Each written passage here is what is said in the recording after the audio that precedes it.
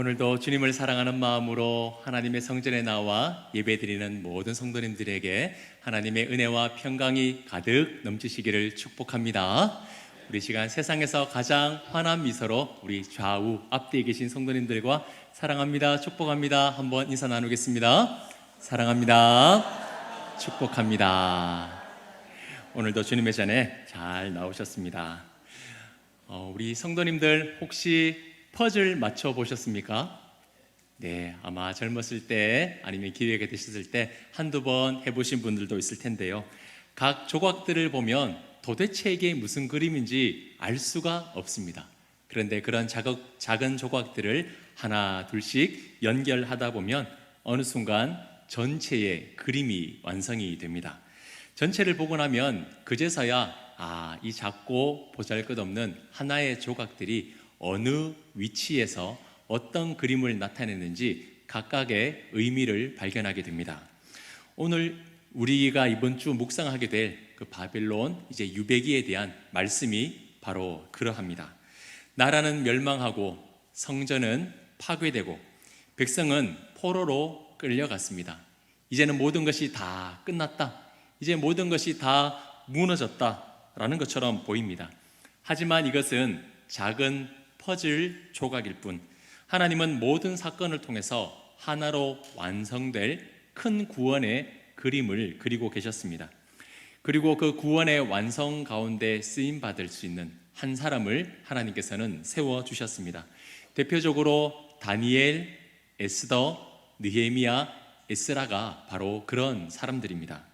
이 사람들은 서로 다른 시대에 각자의 자리에서 직분과 역할을 감당하고 살았습니다. 겉으로 볼 때는 시대도 다르고 환경도 다르고 그 서로 다른 사람들이었습니다. 하지만 하나님은 그 구원의 역사 안에서 이 네 사람을 서로 어우러지게 하심으로 너무나 아름다운 구원의 작품을 만들어 가셨습니다. 오늘은 하나님께서 이 네 사람을 통해서 어떻게 구원의 역사를 이루셨는지, 또한 여전히 한 조각 퍼즐 같은 우리의 작은 인생을 통하여 하나님은 오늘날 어떻게 구원을 이루어 가시는지 주신 말씀을 통해서 함께 은혜 나누기를 소망합니다. 먼저 이 네 사람에게는 참으로 귀한 공통점이 있습니다. 그들은 자신의 삶 전체를 하나님께 맡기고 하나님이 내 인생을 주관하신다는 믿음을 가진 사람들이었습니다. 오늘 본문 27절과 28절을 보시면 중요한 두 가지 고백이 나오는데요. 먼저 27절을 보시면 우리 조상들의 하나님 여호와를 송축할지로다. 그리고 28절을 보시면 또 나로 왕과 그의 보좌관들 앞과 왕의 권세 있는 모든 방백의 앞에서 은혜를 얻게 하셨도다. 내 하나님 여호와의 손이 내 위에 있으므로 내가 힘을 얻어. 우리가 볼 때는 이 고백이 너무나 당연하다고 생각될 수 있습니다. 그렇지, 하나님이 내 인생을 주관하시지, 하나님이 나와 함께 하시는 것 너무나 당연한 것 아니야? 라고 생각할 수 있겠지만 당시 상황을 고려해 본다면 결코 가볍게 지나칠 수 없는 너무나 귀한 고백이라는 것을 알 수가 있습니다. 나라는 무너지고 이방 땅에 포로로 잡혀와 있습니다. 낯선 문화와 그 종교의 압박을 받고 있는 상황입니다. 이 정도라면 하나님을 얼마든지 잊어버릴 수 있는, 하나님께 등을 돌릴 수 있는 그런 현실입니다. 그럼에도 불구하고 그들은 조상들의 하나님이 여전히 나의 하나님이십니다. 지금도 하나님의 손이 나를 붙들고 계십니다. 믿음을 붙들며 살아가고 있었습니다. 남유다도 북이스라엘도 왕들까지 모두 신앙이 다 무너진 상태였습니다. 그러나 그 시대 속에서도 하나님은 환경에 흔들리지 않고 여전히 믿음의 불씨를 가지고 있는 작고 연약한 사람들을 남겨두고 계셨습니다. 그리고 때가 되었을 때 그 한 사람 한 사람을 부르셔서 마치 퍼즐 조각 맞추듯이 하나님의 그 영원한 구원의 큰 그림을 아름답게 만들어 가셨습니다. 그 작은 조각으로 쓰임받은 사람 중에 한 사람이 바로 다니엘입니다. 다니엘과 세 친구, 우리 성도님들 많이 들어보셨을 겁니다. 비록 포로의 신분이지만 하나님 나라의 백성이라는 정체성을 잃어버리지 않았습니다. 부정한 짐승으로 우상 앞에 바쳐진 왕이 베푼 음식 먹지 않겠습니다. 풀물불과 사자굴 앞에서도 그들은 타협하지 않았습니다. 이 네 명은 비록 자신의 신분은 지금 이방 땅에 포로로 잡혀져 있고 바벨론 왕을 섬기고는 있지만 오직 하나님 여호와만이 나의 주인이시다는 하나님을 향한 섬김과 충성 그리고 신실함으로 오히려 바벨론 왕들에게 살아계신 하나님을 보여주는 그런 인생을 살았습니다. 왕 외에 다른 신을 섬기면 사자굴에 집에 넣겠다. 금신상에 절하지 않으면 풀무불에 집어 던져 넣겠다 라는 왕의 선언을 들었음에도 불구하고 그들은 하나님을 향한 신앙의 고백을 포기하지 않았습니다. 오히려 그들은 이렇게 고백합니다. 다니엘 3장 17절을 보시면 왕이여 우리가 섬기는 하나님이 계시다면 우리를 맹렬히 타는 풀무불 가운데에서 능히 건져내시겠고 왕의 손에서도 건져내시리이다. 아멘. 능히 건져내시겠고, 지금 자신의 생명을 쥐고 있는 건 바벨론의 왕이 아니라 여호와 하나님이라는 사실을 바벨론 왕 앞에서 선언하고 있는 겁니다. 최고의 권력자의 정면에 맞서서 지금 대항하고 있는 거죠. 느부갓네살 왕은 이 말을 듣고 분노했습니다. 당연하지 않겠습니까? 자신이 이 나라의 최고 지도자인데 자신을 뛰어넘어 하나님을 믿고 있는 그들이 얼마나 미웠겠습니까? 그래서 그들은 바벨론 왕은 풀무불을 평소보다 7배나 더 해 그들을 죽이려고 했습니다. 결과가 어떻게 되었죠? 그 풀무불 속에서 그 3명은 안전하게 나왔습니다. 머리털 한 올 걸리지 않고 옷도 검게 변하지 않고 불에 탄 냄새도 없이 그들은 평안하게 풀무불 가운데에서 걸어 나왔습니다. 이 모습을 보고 느부갓네살 왕은 이렇게 고백을 합니다. 이같이 사람을 구원할 다른 신이 없음이니라. 다니엘과 세 친구는 바벨론의 방식대로 노력해서 인정받지 않았습니다. 권력에 순응하고 분위기를 맞춰주고 적당히 신앙을 타협하면서 성공하지 않았습니다. 만약 그들이 바벨론의 방식대로 살았다면 사자굴과 풀무불에 들어갈 일이 없었겠죠.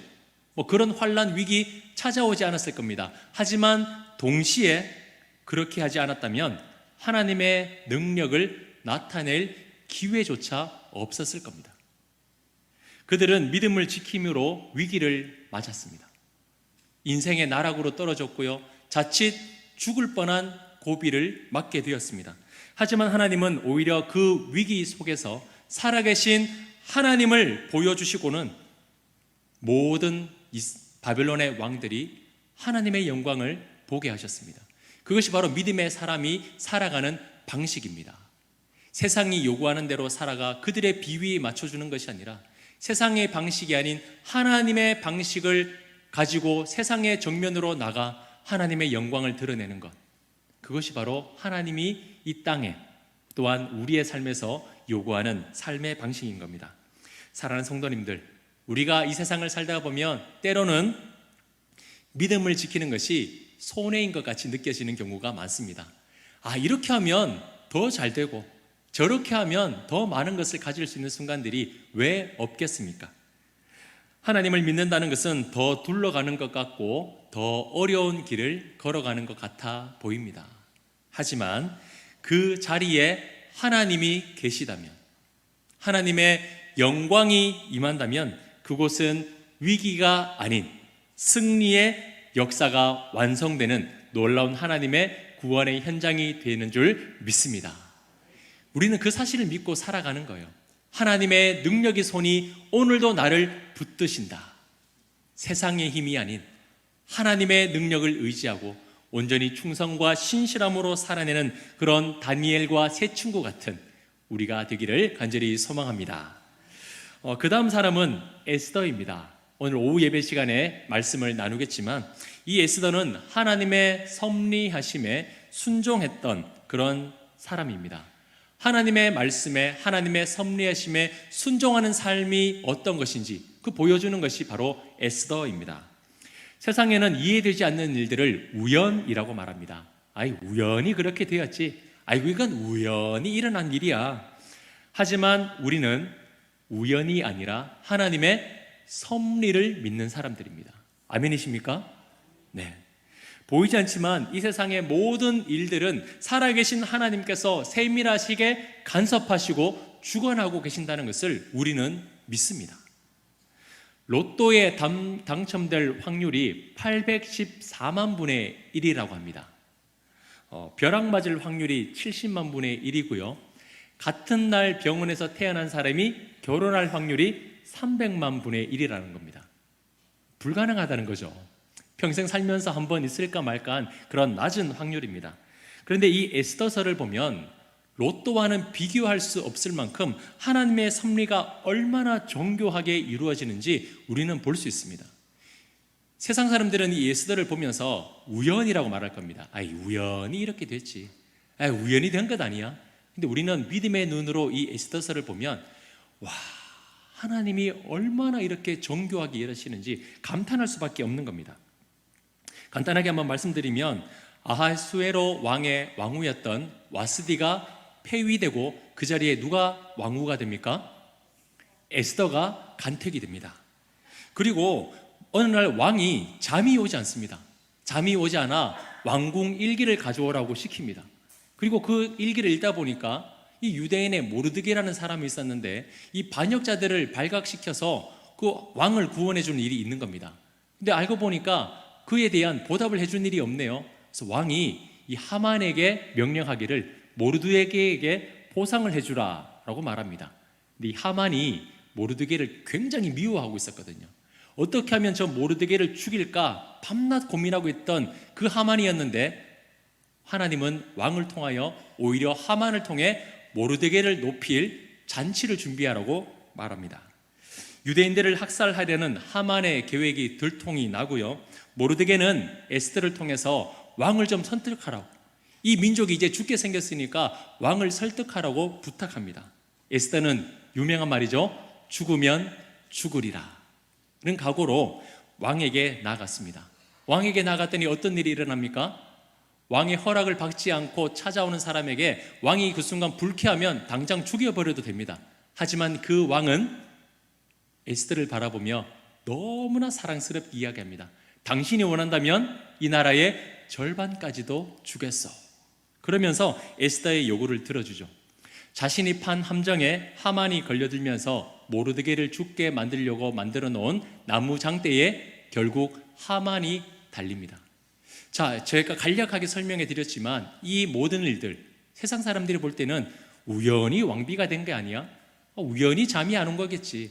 우연히 책을 폈더니 그 일이 일어난 거겠지 라고 말하지만 우리는 믿음의 눈으로 볼 때 절대 그렇지 않습니다. 하나님께서 세밀하게 한순간 한순간 섭리하심으로 하나님의 구원을 이루어 내신 겁니다. 이때를 위함이 아닌지 누가 알겠느냐? 모든 것은 하나님이 준비하신 때이며 하나님의 섭리 안에서 이루어지는 것이라는 것을 믿으시기를 바랍니다. 그래서 우리는 종종 이렇게 말하고 있지는 않습니까? 아이고, 우연히 하다 보니까 이 자리에 있게 되었네요. 우연히 살아가다 보니 지금 이렇게 살고 있네요. 그런데 믿음을 가진 사람은 질문 자체가 달라야 합니다. 하나님, 저를 이 자리에 보내주신 이유가 무엇입니까? 하나님, 오늘 저를 이곳에 세워주신 이유가 무엇입니까? 하나님, 저에게 이런 일이 일어난 이유가 무엇입니까?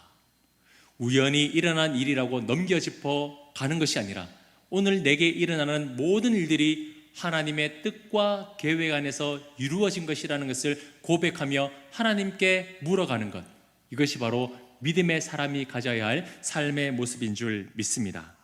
에스더는 특별한 능력을 가진 사람이 아니었습니다. 외모는 출중했겠죠. 왕이 못생긴 사람을 왕으로 간택했겠습니까마는 외모는 출중했지 모르겠지만 다른 특별한 능력이 없었습니다. 자신의 안위보다 민족을 사랑하고 보이지 않는 하나님의 뜻에 자신의 인생을 내어 맡기는 그런 사람이었습니다. 그 한 사람의 순종을 통해 하나님은 유대 민족을 구원해 내셨고 하나님의 크신 구원의 역사하심을 그 한 여인을 통해서 이루어 내셨습니다. 사랑하는 성도님들, 오늘 우리가 서 있는 이 자리는 결코 우연이 아닙니다. 하나님이 우리를 이 자리에 두신 이유가 있습니다. 그러므로 우리 또한 하나님의 섭리를 신뢰하면서 순종하는 사람이 되기를 간절히 원합니다. 하나님이 보내주신 이유, 하나님이 세워주신 이유, 하나님의 살아가시게 하시는 그 이유를 발견하면서 하나님의 역사 속에서 아름답게 어루어지는 그런 복된 인생 살아가시기를 축복합니다. 세 번째 사람은 느헤미야입니다. 느헤미야는 우리가 작년에 살펴봐서 우리 성도님들이 너무나 잘 알고 계실 겁니다. 느헤미야는 최전방에서 거침없이 싸우는 왕 같은 모습을 보여주고 있습니다. 느헤미야는 실제적인 왕은 아니었습니다. 하지만 그가 공동체를 책임지고 백성들에게 방향을 제시하고 위기 속에서 결단하며 백성을 건져내는 것은 그 어느 왕보다 뛰어난 모습을 보여주고 있습니다. 느헤미야는 하나님의 허락하심으로 무너진 성벽을 재건하는 사역을 감당했습니다. 하지만 그 과정은 결코 쉽지 않았습니다. 산발락과 도비야와 게셈 같은 외부의 세력이 하루가 멀다 하고 찾아와서 괴롭히고 회방했습니다. 공동체 내부에서도 여러 갈등들이 일어났습니다. 못하겠습니다. 힘듭니다. 우린 할 수 없습니다. 그럴 때 느헤미야는 백성들을 다시 토닥토닥거리고 말씀으로 권면하고 위로하면서 그 무너진 성벽을 끝내 재건해 내었습니다. 여러 상황들이 있었지만 느헤미야는 흔들리거나 포기하지 않았습니다. 문제들을 피하지 않고 타협하지도 않으면서 정면으로 그 문제들을 뚫고 지나갔습니다. 느헤미야 4장 14절 말씀을 우리 함께 화면을 보면서 같이 읽겠습니다. 시작. 내가 돌아본 후에 일어나서 귀족들과 민장들과 남은 백성에게 말하기를 너희는 그들을 두려워하지 말고 지극히 크시고 두려우신 주를 기억하고 너희 형제와 자녀와 아내와 집을 위하여 싸우라 하였느니라. 아멘. 느헤미야는 싸우는 사람이었습니다. 맞서 싸우는 사람이었습니다. 타협하거나 돌아가지 않았습니다. 문제 앞에 정면으로 맞서 싸웠습니다. 자, 이 말씀에서 중요한 것은 싸우라 앞에 무엇이 있냐면 크시고 두려우신 주를 기억하라는 겁니다. 주를 기억하고 싸워내어라. 느헤미야의 리더십은 단순한 강함이 아니었습니다. 무대뽀가 아니에요. 뒤를 돌아보지 않고 무작정 달려가는 불도저가 아닙니다. 하나님을 기억하는 믿음, 하나님을 신뢰하는 담대함 위에 세워진 믿음이었습니다. 그래서 그는 백성들이 위기에 처해 있을 때 한 손에는 무기를, 한 손에는 도구를 들고 어느 것 하나도 포기하지 않고 이 일들을 해내어야 한다라고 독려해 내었습니다. 말로만이 아니라 느헤미야는 함께 싸웠습니다. 백성들을 전면에 내세우면서 하라고 하는 것이 아니라 함께 그 일에 동참하여 싸워내었습니다. 공동체를 하나로 아우르는 것, 이것이 바로 왕 같은 리더십입니다. 하나님은 느헤미야의 그 결단을 통해서 흩어진 백성들을 모으고 무너졌던 성벽을 다시 세우심으로 공동체를 회복시키게 하셨습니다. 사랑하는 성도님들, 하나님은 느헤미야의 말씀을 통해서 오늘날 우리에게도 도전하고 계십니다. 크고 두려우신 주를 기억하라. 주를 기억하고 주님을 의지하고 오늘 우리가 해야 하는 일을 감당해야 하는 것입니다. 모두가 어렵다고 하는 이 현실 가운데 내 믿음을 지키기 위해서, 내 가정과 교회를 지키기 위해서 오늘 우리가 해야 할 일은 무엇입니까? 일주일간의 삶도 살아내야 되고 믿음도 지켜내야 되고 주님의 교회도 세워나가야 하는 이 바쁜 현실 가운데 우리는 무엇을 해야 할까요? 느헤미야가 주는 교훈은 이겁니다. 하나님의 능력의 손이 함께 하시니 성벽도 세워내고 믿음의 공동체도 세워내릴 수 있으니 어느 것 하나도 포기하지 않고 하나님의 능력을 믿고 싸워내고 하라는 겁니다. 사랑하는 성도님들, 주님이 우리와 함께 하시니 우리는 할 수 있습니다. 우리는 해낼 수 있습니다. 작은 퍼즐 조각 같은 이 불완전하고 연약한 인생을 하나님의 능력의 손으로 붙드셔서 아름다운 하나의 큰 구원의 그림을 완성해 가신다는 것을 기억하시기를 바랍니다. 자, 마지막 네 번째로는 에스라입니다. 에스라는 하나님의 말씀이 공동체 가운데 역사하시도록 가르치는 율법 선생의 모습을 보여주고 있습니다. 에스라는 군인도 아니고요, 정치가도 아니었습니다. 그는 제사장이요, 조용하게 말씀을 가르치는 사람이었습니다. 학자라고 하니까 앞서 말씀드린 것처럼 에스더 그리고 다니엘과 세 친구 느헤미야와 비교했을 때 조금 약한 사람이 아닌가, 하나님 나라의 이 공동체에 쓰임 받을 때 조금은 부족한 사람 아닌가라고 생각하시겠지만 그렇지 않습니다. 우리 성도님들, 하나님 나라의 공동체를 살리는 진짜 힘은 어디에 있습니까? 말씀에 있습니다. 말씀. 성벽이 세워졌다고 해서 공동체가 완성되는 것은 아닙니다. 외부의 위협을 이겨냈다고 신앙이 완전히 회복된 것도 아닙니다. 하나님 여호와를 송축할지로다. 하나님을 찾을 수 있는 것, 그 하나님의 말씀을 발견하는 것, 이것이 진정한 공동체의 승리요 회복이라는 겁니다. 하나님의 말씀이 바로 서야 하나님 나라가 완성될 수 있습니다.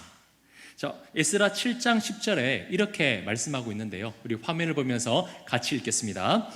에스라가 여호와의 율법을 연구하여 준행하며 율례와 규례를 이스라엘에게 가르치기로 결심하였었더라. 아멘. 이 에스라가 결심한 것은 하나였습니다. 말씀을 연구하여 가르칠 것이다. 여기서 중요한 세 가지가 있죠. 연구하고, 살아내고, 가르치는 것. 에스라는 단순하게 지식을 가르치는 사람이 아니었습니다. 먼저 말씀대로 살고 그 말씀을 공동체 가운데로 흘려보내는 사람이었습니다. 그래서 오늘 본문에 이렇게 고백합니다. 내 하나님 여호와의 손이 내 위에 있으므로 내가 힘을 얻어. 사랑하는 성도님들, 다니엘은 하나님에 대한 충성과 신실함으로 버텨내었습니다. 에스더는 하나님의 섭리 속에 순종했습니다. 느헤미야는 공동체를 위해 거침없이 싸워냈습니다. 그리고 그 모든 것을 완성하는 것이 무엇입니까? 하나님의 말씀입니다. 에스라는 그 모든 세워진 것 위에 말씀을 전함으로써 그 신앙의 공동체가 더욱 든든하게 세워질 수 있도록 마무리를 지은 사람이 바로 이 에스라입니다. 성도님들, 말씀이 없으면 충성은요, 한순간의 감정으로 끝납니다. 내가 오늘 하나님 위해 살겠습니다. 하나님을 위해 내 인생 드리겠습니다. 아무리 다짐하지만 그 감정이 금세 식어져 버리고 맙니다. 그리고 말씀이 없으면 섭리도 해석할 수 없습니다. 이게 하나님의 뜻인가? 했다가 또 저런 일이 생기면 아닌가? 이리저리 흔들려 버립니다. 그러나 말씀이 있는 사람은 하나님의 섭리를 해석할 수 있습니다. 해석된 하나님의 말씀을 믿고 흔들리지 않습니다. 그리고 거침없이 싸운다 해도 말씀이 없으면요, 방향을 잃어버립니다. 그리고 대상을 잘못 정해요. 싸워야 할 대상은 보지 못하고 내 감정대로 다른 것과 싸우게 되는 것이죠. 말씀이 없으면 방향을 잃어버리고 자기 열심이 될 수 있습니다. 그래서 하나님은 마지막에 말씀을 세우셔서 하나님의 공동체를 완성하십니다. 사랑하는 성도님들, 오늘날 교회가 진짜로 회복되기 위해서 필요한 것은 무엇일까요? 뭐가 필요하겠습니까?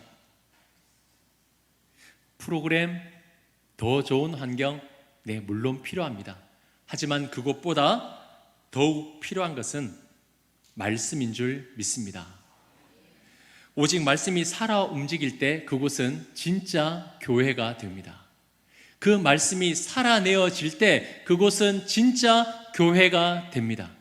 내 감정과 내 자랑이 아니라 말씀을 흘려보낼 때에 그곳은 진짜 교회가 됩니다. 우리 성문교회는 말씀이 살아 움직이는 교회가 되기를 간절히 소망합니다. 다니엘, 에스더, 느헤미야, 에스라. 이 네 사람은 서로 각각 다른 시대에 다른 환경에서 다른 역할을 감당하며 살았습니다. 하지만 그들은 따로가 아니었습니다. 믿음을 지킨 다니엘, 하나님의 섭리하심에 순종했던 에스더, 왕같은 리더십으로 대적과 맞서 싸운 느헤미야, 말씀으로 공동체를 세운 에스라. 이 모든 삶이 하나로 연결되어 하나님의 구원의 역사를 이루어 내었습니다. 마치 흩어져 있던 퍼즐 한 조각 한 조각들이 맞추어지면서 큰 그림이 이루어지듯이 이들의 흩어진 인생들이 하나님의 손 안에서 하나님의 구원을 이루어 낸 것입니다. 여러분, 이 각자의 네 명의 삶에 완성된 그림이 무엇일까요? 바로 예수 그리스도입니다. 이 네 사람의 모습은 예수님을 보여주고 있습니다. 다니엘이 보여준 흔들리지 않는 믿음과 충성은요, 완전한 충성과 진실로 오신 예수님을 보여줍니다. 에스더가 하나님의 섭리하심에 순종한 것처럼 예수님은 하나님의 뜻 안에서 십자가에 죽기까지 순종하셨습니다. 느헤미야가 보여준 싸우는 리더십은 죄와 사망의 권세와 싸워서 우리를 죄에서 자유케 하신 왕같은 예수님을 보여주고 있습니다. 에스라가 세운 말씀의 회복은요, 말씀이 육신 가운데 우리에게 임하셔서 오신 예수님을 보여주고 있는 겁니다. 이 모든 것은 결국 한 분이신 예수님을 향하고 있습니다. 사랑하는 성도님들, 이번 주 에스라, 느헤미야, 에스더 말씀을 읽어내시면서 오늘도 우리의 삶 가운데 예수님을 닮아가는 모습이 되길 원하고, 오늘도 내 인생 하나님의 능력의 손이 붙드심으로 내 인생을 주관하신다는 하나님의 역사하심을 믿고 살아가시는 은혜의 한 주가 되시기를 간절히 소망합니다. 그래서 이제 우리는 이 위대한 이야기에 구경꾼으로 머물러 있으면 안 됩니다. 아, 좋은 말씀이구나. 아, 이런 말씀도 있네. 그렇게만 살아가는 것이 아니라 예수 그리스도 안에서 하나님의 구원의 역사하심에 동참하는 사람이 되기를 원합니다.